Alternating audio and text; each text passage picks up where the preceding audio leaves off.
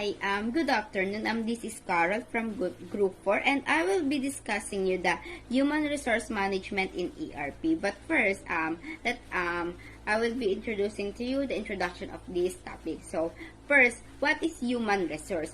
Human resource management is the strategic approach to the effective management of people in a company or organization such that they help their business to gain a competitive advantage. It is designed to maximize employee performance in a service of an employer's strategic objective. So, like what I have said, HR is the one who will conduct the interview to hire a employee. So, yung HR natin, kailangan nila maging magaling, maging expertise. So, they can assess those individuals na gusto mag-apply sa kanilang company. They need to assess it by ensuring that employees have proper education, well knowledgeable, and will have a training so that the person is good enough for that position in a company. Yung HR kasi, isa sa big factor kung bakit nagiging successful yung company kasi HR is the one who will hire those employee na need to perform in the company dahil yung mga employee na yun yung magbibigay ng mga numbers para sa maging yung company kasi honestly, in a company, yung mga employee talaga yung nagpapatakbo nun. Tapos yung HR, sila yung may magandang best way to hire those individuals na alam nila na magiging investment yung mga employee na yun to have a good company in the future, to grow the company in the future.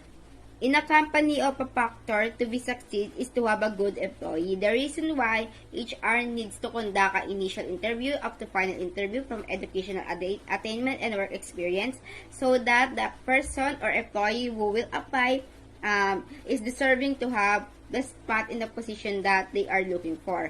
Human resource is the one who will operate to hire those individuals who have potential in a specific position. But to tell you the truth, hindi lang yung HR yung nag-hire nung mga tao na yun. HR also handle those people na needs to be rewarded and those people needs to be fired. And also, HR is the one who will needs to contact if you have a question regarding your salary, regarding your contribution to the like SSS. Sila din yung kakausapin mo kasi they are the one who will handle that. It's look like they are the backbone of the company. And also, the one who those people who knows that HR will be interviewing you to gain the position, so you need to give your best. Those HR na expertise talaga sa kanilang position, hindi mataas yung nila sa pag-hire ng employee. Kaya every time that you need to have an interview to HR, you need to give your best. And also, one of the factor is yung HR kasi talaga, kinokontak nila lahat from your past background up to 10 years. Sila yung gumagawa nun. So, pagka in-interview ka, dapat lahat ng sasabihin mo is totoo kasi they can track it. So, kung gusto mo talaga ma-hire dun sa company na yun to gain their trust, dapat from the very beginning in your interview, in a initial interview, you need to tell them all those facts about your life.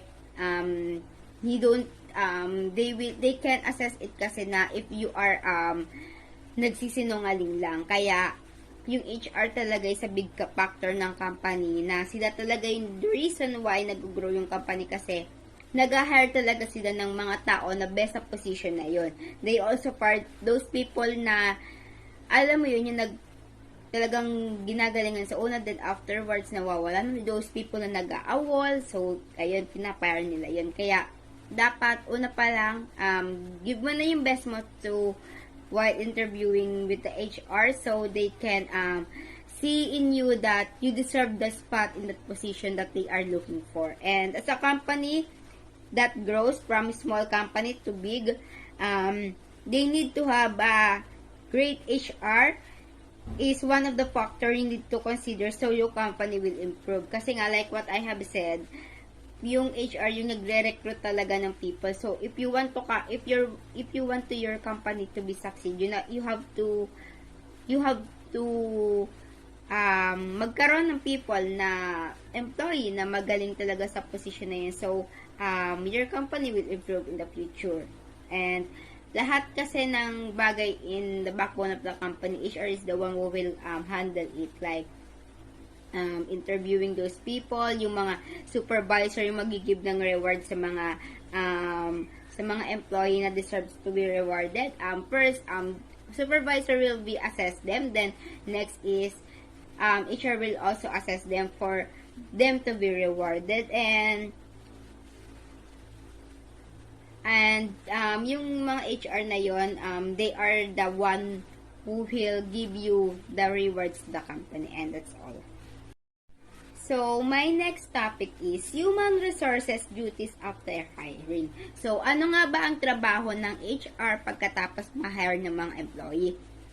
Like what I have said in my introduction, yung HR hindi lang sila yung nagko-conduct ng interview for tapos na yun, hindi. Sila yung backbone ng company, sila yung gumagawa ng mga file ng mga individuals, ng mga employee na about sa salary, sila din yon, HR yon. Then yung mga those people na needs to be rewarded, kasi yung HR talaga guys, in reality, masasabi mo na i-interviewin ka lang, din mo lang makita yung part nila, interviewin ka lang, initial, final, conducting interview, that's all. Then you may contact them with regards to your employment, up until you have your JO, job offer. Then after that, your medical, then you start with your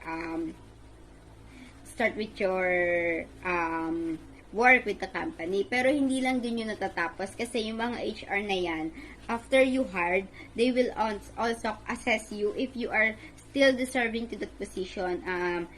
Tinitigan din nila yung performance base mo, kung paano ka mag-perform sa company mo. So, HR hindi lang sila pag-hire, they also for those individuals na hindi talaga deserving sa spot na yon. They also give rewards to the individuals na deserving talaga.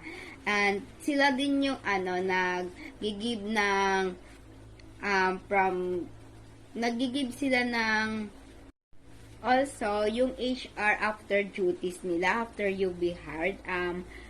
If a company, for example, in my company, I work in a BPO company, since there is a account that is seasonal, they have a project base which is it will end in due time.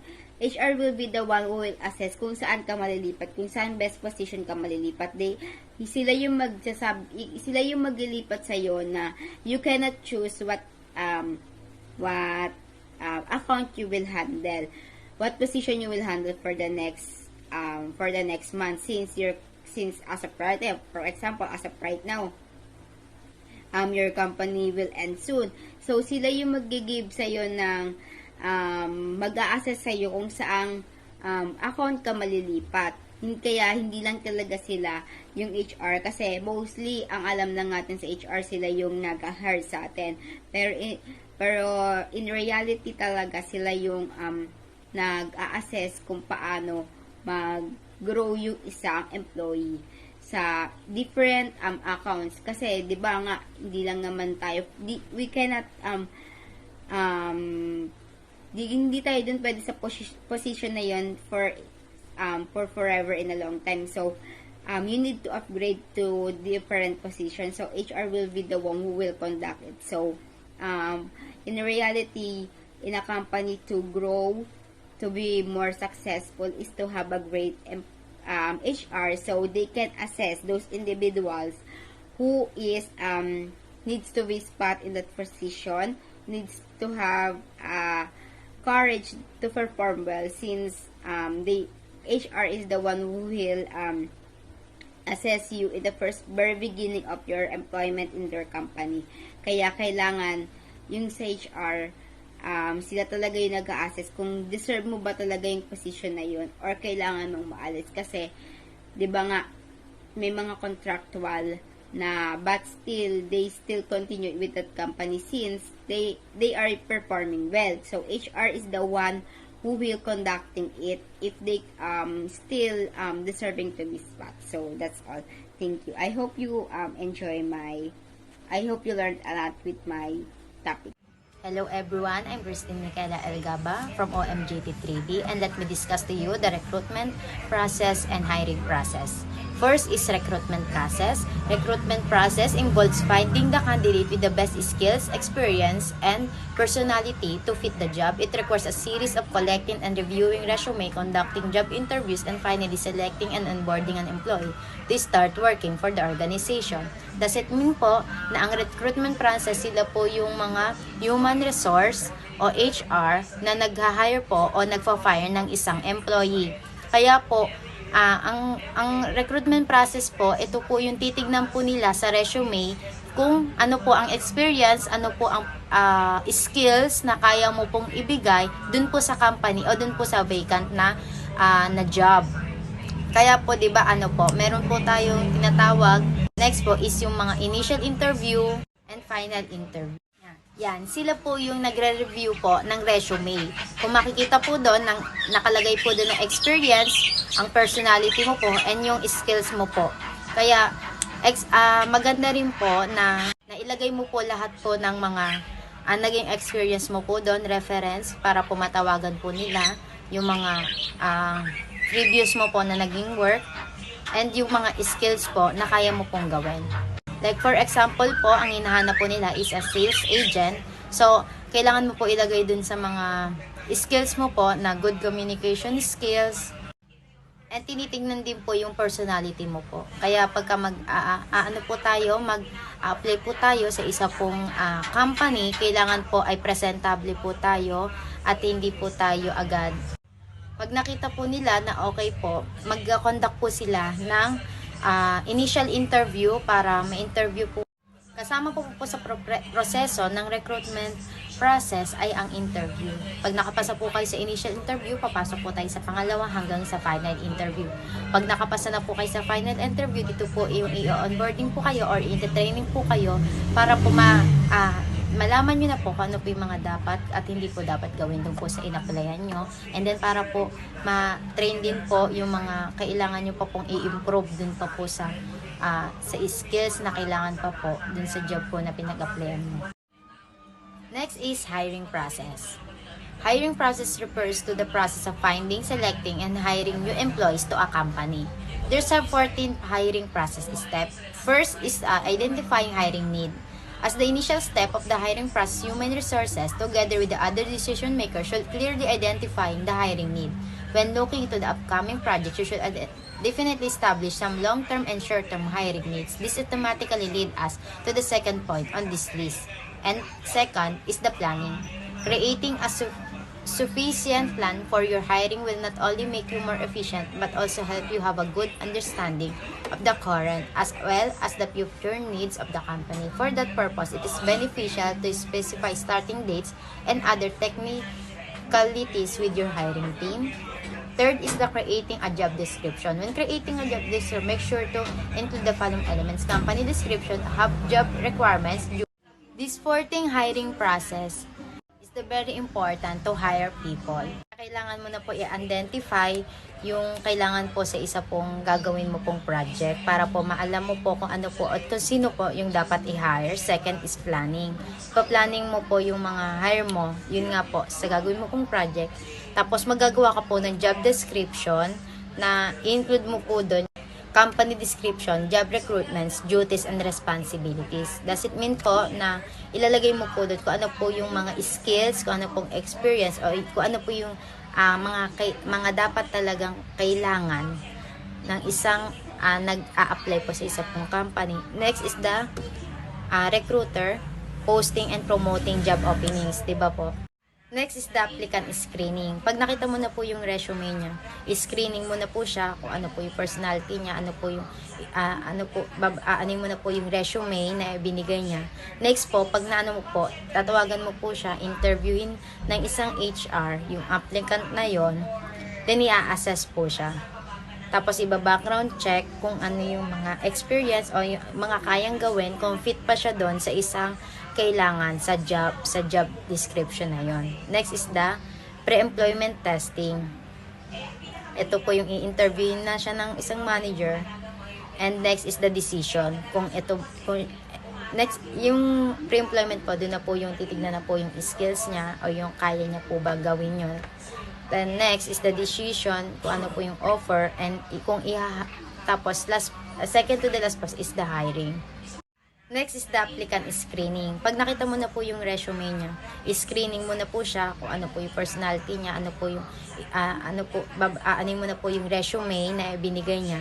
Next po, pag naano mo po, tatawagan mo po siya, interviewin ng isang HR, yung applicant na yon, then i-assess po siya. Tapos iba-background check kung ano yung mga experience o yung mga kayang gawin, kung fit pa siya doon sa isang kailangan sa job description na yon. Next is the pre-employment testing. Ito po yung i-interview na siya ng isang manager. And next is the decision. Next, yung pre-employment po, doon na po yung titignan na po yung skills niya o yung kaya niya po ba gawin yun. Then next is the decision kung ano po yung offer and tapos second to the last po is the hiring. Last is the onboarding. Ito yung isa sa pinaka-importante sa isang company is para po matrain at malaman po kung hanggang saan po yung kakayanan po ng isang empleyado. And that's all lang po. Thank you. Hi, I'm Paul Adrian Canuto from BSBMO OMGT3B. This is the continuation of the human resources process with ERP. So, management success planning. Succession planning is a process of identifying and developing new leaders who can replace all leaders when they leave, retire, or die. Here, planning is usually a closed process so that those who have been selected are not likely to know that they are on a succession list or chat. So, para magkaroon ng magandang plano ang isang company, even sa isang field ng business or isang small business, dapat pag nag-retire ang isang person sa isang company, dapat ang piliin na susunod na papalit sa pwesto ay may potential na i-handle ang isang company. At meron ding advanced mindset para sa kung sakaling bababa ang sales, meron siyang plans to raise it up ang business. Like for example sa store crew ng Alphamart. Naghahanap ng ibang work yung store leader sa Alphamart. Nagbobotohan yung mga head officer ng Alphamart kung sino yung papalit at mag-handle ng bagong store leader. Ang tanong, ikaw ba na isang head officer ng Alphamart ay pipili ng isang store crew na di karapat-dapat natatamad-tamad sa oras ng trabaho? O diba hindi? Kaya yung nakikita mong magaling sa lahat ng gawain sa store, yun ang dapat ang piliin at i-promote as a leader or as store leader. Because power as a leader, hardworking and knowledgeable are the keys of success. Next is the advanced SAP ERP Human Resources features. Discussing in details the many processes related to human resources beyond the scope of this text. However, some of the advanced features of the human resources module in the SAP ERP system, including the management, the payroll, processing, travel, and training condition are discussed below. Dito natin makikita kung ano nga ba ang trabaho ng isang HR at ano nga ang dapat gawin ng mga employees to comply. So first, the time management. Hourly employees who are paid for each hour work must record the time that they work so they can be paid. Salaries employees are not paid based on our hours work, but their time must usually be tracked as well for cost accounting purposes. It is important to be able to attribute an employee's time to a cost object, such as cost center, project, or production order, and any time not work must be attributed to vacation or leave. The SAP ERP system uses cross-application timesheets, CATs, to record employee working times and provide the data to application that include the SAP control module for cost management, the SAP payroll module for calculating employee pay and transferring data to the financial accounting module, the SAP production planning module to determine whether enough labor is available to support production plans. Sa time management, dito papasok kung anong oras ka nag-in sa store and anong oras ka nag-out sa store using biometrics or time card. Ito rin nakabase at nakarecord lahat ng time in and time out para mabayaran ng isang employee sa payday. But not all biometrics are accurate. May times na di nare-record ng biometrics ang time in and time out ng isang employee. Also, the break time is also based on my experience as a promodizer sa supermarket. And I'm highly recommend na gumamit din kayo ng time card like this para ma-sure at may evidence kayo na ganito ang time ng pasok mo, time out mo sa store para magtrabaho, para sa magtatrabaho pa lang. At pwede ring mag-log in and log out kayo sa record book sa guard para pagkuha nyo ng sahod nyo, meron kayong evidence na ipapakita sa HR na kung bakit kulang yung sahod nyo. So next is payroll. Payroll is probably the most important human resources function. Employees are not surprisingly very particular about being paid the correct amount at the correct time. Many people live paycheck to paycheck, meaning that getting paid correct and on time is crucial. Without proper management of the payroll process, employees might not be paid for the hours they work. They might not be paid at the appropriate rate, or they might have too much or too little money withheld from their pay for taxes and benefits. Mistakes in payroll can cause significant job dissatisfaction. So meaning ito yung process kung paano nabubuo ang salary mo or sahod sa pinasok mong 15 days. Kasama na ang day off na 1 day per week, bale 2 days off. 2 days off sa loob ng 15 days. Ito yung example ng cut-off ng working days mo. Or ilang araw nga ba dapat mong sahurin sa loob ng 15 days. So dito sa time card, kinulayan ko na lang para madali nating maintindihan. So yung blue is your working days and ang red is yung day off mo. For example, bago ka pa lang at kakasimula mo lang sa work, ang sahuran nyo ay 15 at 30. Ang cut-off nyo ay May 1 to 10. Yung May 1 to 10 na yan ay sahurin mo sa 15. Bale 9 days lang ang pinasok mo kasi may 1 day off ka, yung red. Kaya pag nakuha mo payslip mo, doon ka magreklamo. Pati benefits at makikita mo sa payslip kung bakit walang hulog pero may kaltas. Or kulang yung sahod mo kahit wala ka namang absent. Kaya importanteng may log in and out ka sa time card mo to assure your salary at para na rin makapagreklamo ka.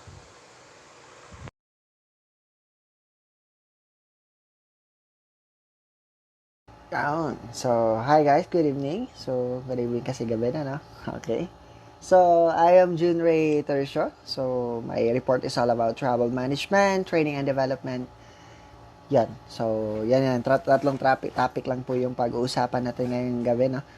So, travel management po kasi guys, actually, travel management is at buto sa pinaka-main main factors or pinaka-main na gagawin sa isang organization, lalong-lalo na pag nasa marketing department ka or nasa sales or nasa operation department. Syempre, once sinasabi natin travel management, di na talaga mawawala. Andyan po lahat ng aspect ng transportation mo makikita, no? So, to start, travel management, companies can spend a significant amount of money on employees' travel and managing travel, and its associated expenses can be significant tasks. A travel request may originate with the employee or the employee's manager. In the first step in the travel management process, travel requests usually require management approval, and the level at which travel must be approved may depend on the duration and location of the travel. Once management has approved the travel reservation must be made. Because airfare, hotels, and car rentals or rentals can cost vary widely. Companies frequently require employees to make reservation through either a company travel office or a travel agency under contract to the company. So, to make it short guys, once we say travel management po kasi, usually ito po yung once ang employee or ang manager is nagta-travel sa ibang area. Like for example, sa work ko guys, meron tayong tinatawag na travel policy na kung saan po nagta-travel tayo ng company. Once kasi sinabi ng company na kailangan mo magpunta sa lugar na to kasi may gagawin ka, kailangan mo pupunta sa lugar na to kasi may asikasuhin ka, kailangan mo talagang pumunta doon. Pero ang good thing naman kasi noon is lahat po ng kung sakala mag-aeroplano, gagamit tayo ng airfare or hotels or mga car rentals or rentals po, sagot na po yan ni company po natin. So, hindi na po natin kailangan mag-worry pagdating po sa ganun. Tapos, kailangan po din kasi na pagka nag-travel tayo, kailangan aprobado din po ng agency natin or aprobado din po ng company po natin kasi sila po kasi yung magdi-disburse ng pera po. Kaya mapapansin nyo po, bawat po nagta-travel, example kagaya na lang ni Samsung, once po nag-travel kami, lahat po ng ginastos namin sa pagta-travel namin is kailangan namin ng official receipt or yung OR. Kasi pag wala po kasing OR, yun, hindi po mari-reimburse. Once kasi re-reimburse, yan po yung babayaran ni company kung ano po yung nagastos namin sa pan-travel po namin. So, kailangan talaga siya ng location, kailangan siya ng duration po para ma-estimate ng company kung magkano yung gagastusin natin once we do a travel management. So, dito naman, mag-cater naman po neto kung sakali, lalong-lalo na po pagka nasa sales po tayo, si company na po, yung magsha-shoulder po nun, pagka sinabi po ni company. Pero pag yung tayo-tayo lang talaga, tapos walang approval ni company, syempre, walang reimbursement yun sa mga nagastos natin. Okay, so let's move on to our second topic with the training and development. So, ano po ba yung training and development? How does it affects on us being as individual? So, training and development, the personnel development component of the SAP ERP, Human Resources Module support the planning and implementation of the employee development and training activities. Such education maximizes employees' ability to contribute to organization because advances in technology quickly render an employee knowledge obsoletely. So, employees will not be productive without continuing development and training efforts. In addition, many positions require certification that must be updated and continuing education is frequently required for recertification. So, without an effective human resources information system, managing the training, development, and certification needs for a company employees can be both time-consuming and error-prone.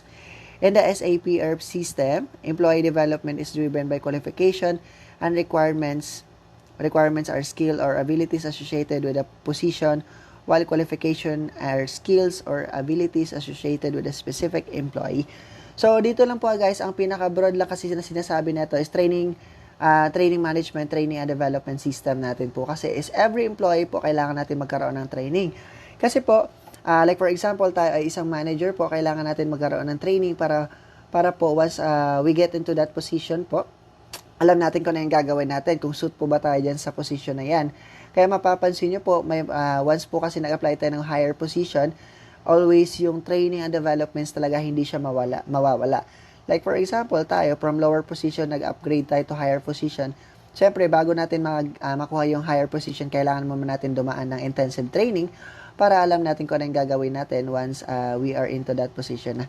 So, alam natin kung ano yung mga sistema ng pamamalakad po ng isang kumpanya. Kaya kailangan natin ng training and development. Kagaya din po namin, example din po namin, once may mga nilalabas na bagong unit kasi si Samsung, yun, nagkakaroon tayo ng training and development para mas ma-improve yung sales skills natin, yung communication natin with our clients, mga ganun. Tapos yung sa mga binebenta natin. Kasi kaya training and development talaga, once nasa organization na po tayo, hindi mawawala yan. Kasi po, yan po yung nagpapataas ng abilities natin, nagpapataas ng confident natin being a employee, syempre, sa isang organization po. So, training and development is a big factor po when we talk about organization po. Kasi syempre, yan yung magdadala ng isa-isang kumpanya to a higher goal. Yan natin ma-achieve yung mga goals ng company. So, totally, yun lang naman po yung report na nakaka-covered sa amin. Sa akin pala, travel management and training and development system sa report natin. So, thank you guys. So, next reporter na ulit. Thank you. Magandang umaga sa inyo lahat at lalo-lalo sa ating butihing profesor na si Gian Matriano. At ako nga po pala si Kevin Lloyd Bulyag at nais ko sanang ipaliwanag sa inyo ang additional human resource features of SAP ERP na bilang bahagi ng aming kabuuang ulat na aming ilalad sa inyo. Ano ba ang dahilan at bakit binuo ang additional human resource features of SAP ERP sa mga negosyo kahit isa lamang itong aplikasyon na nanggaling sa computer? Dahil sa mabilis na pagbabago at pag-angat ng industriya ng mga negosyo, ang mga founder ng SAP ERP ay bumuo ng dagdag na human resources features upang masuporta at maging mas centralized ang bawat prosesong gagawin ng bawat empleyado at employer sa pagsasagawa ng transaksyon, pagpapaaproba ng mga aplikasyon ng mga empleyado at marami pang iba para mas matagumpay at maayos na sistema o operasyon ng negosyo.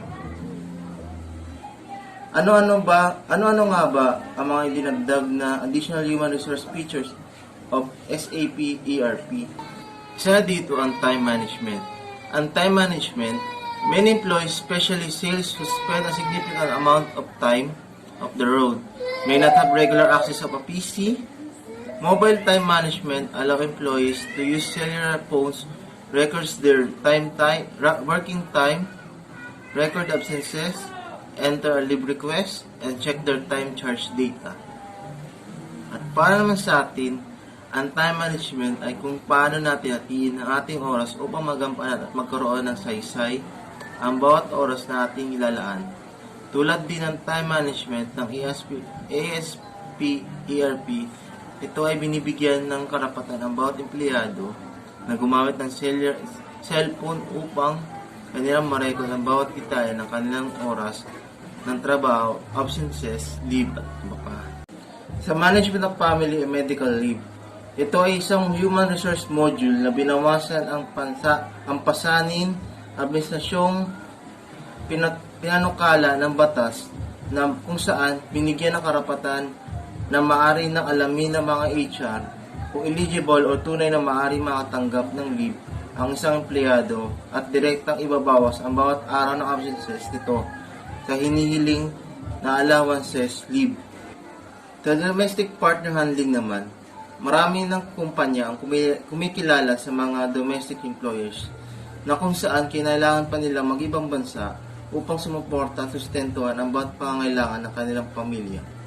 Kaya binuo ang domestic partners handling upang bigyan ng benepisyo ang domestic employers at kanilang pamilya. At may paliwanag din ibinigay na patungkol sa domestic partners benefits. Domestic partners benefits are offered for a variety of reasons, including fairness to attract and retain talent, to improve employees' morale, and because of state or local law, some municipalities require government contractors to offer the same benefits to employees' domestic partners that they offer to employees' spouses. I am the last reporter in this part of additional human resource features of ERP. And now, let's talk about the administration of long-term incentives. The human resource module new provides more options for processing for long-term incentives. Integration with the SAP payroll module enables two companies to calculate taxes accurately when employees exercise incentive and sell their shares in the company. SAP can share the incentive data with accounting. Means the purpose of the long-term incentive is the reward to executives for achievements of the company's strategic objectives that will maximize shareholder value. These have been provided in the form of stock-based compensations such as performance-vested stock options or similar device. And the personnel cost of planning. Change in organization including expansion, acquisition, downsizing can have impact the employee-related expenses, which are usually a significant portion of company's cost. Means the HR focuses on all companies' personnel costs, wage, salaries, and employer contribution to social insurance. For example, you can calculate the cost of expansion of the company because providing of a worker to make build it. The management of payroll for global employees. The management of global employees involves many complicated issues, including relocation plans, visas, and work permits, housing, taxes, and bonus pay. SAP ERP has enhanced features to support management of these issues with customizing functionality for over 50 countries, allowing payroll processes to meet current legal regulation and collective bargaining agreements in the local business environments. It means this process of consolidating all payroll data streams from across the globe into one place, in standardizing the data and calculating and delivering payments across the globe in local currency in full legal compliance.